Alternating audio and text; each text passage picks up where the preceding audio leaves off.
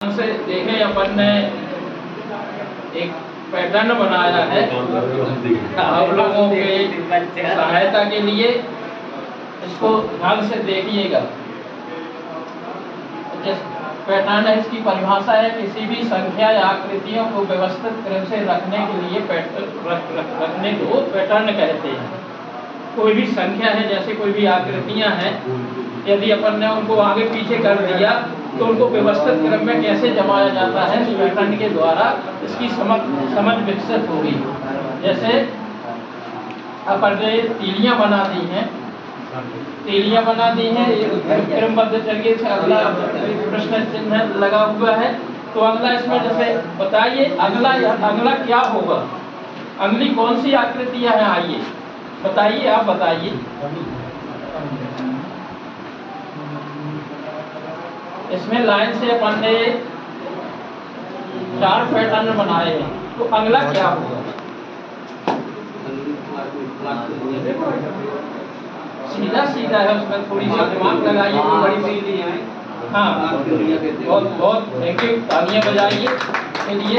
इसी प्रकार से अपन ने कुछ गणितीय आकृतियां बनाई हैं, वर्ग है, त्रिभुज है, आयत है, और फिर अपन ने वर्ग बनाया, त्रिभुज बनाया। तो अगला क्या होगा?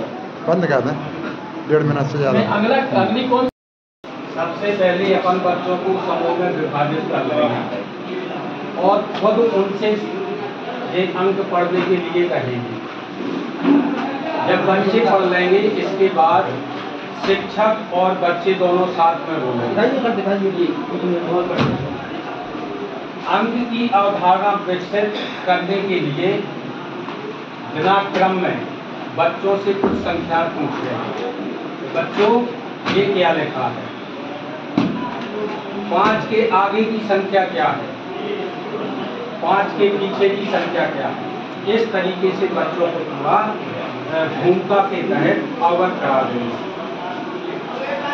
फिर अपन इस पैटर्न के द्वारा जोड़ की समझ दिला सकते हैं।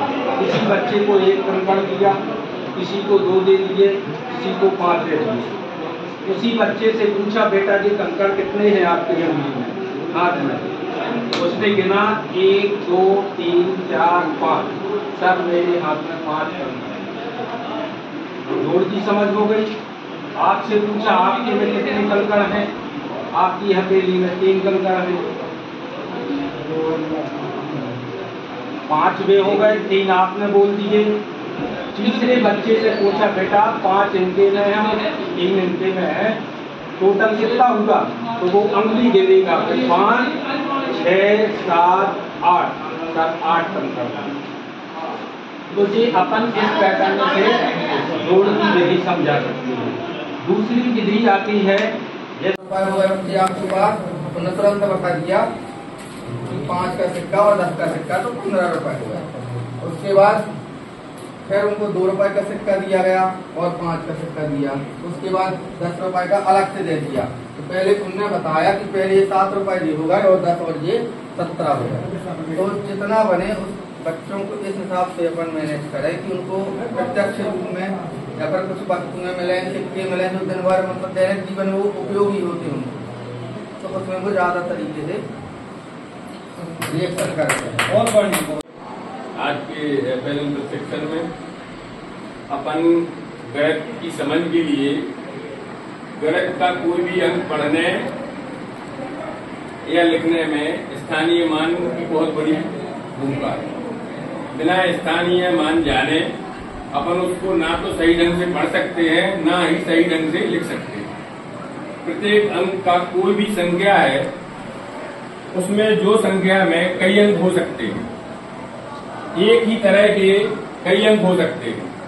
जैसे 999, तीनों जगह 9 अंक की उपस्थिति है, लेकिन प्रत्येक अंक का स्थानीय मान अलग अलग है।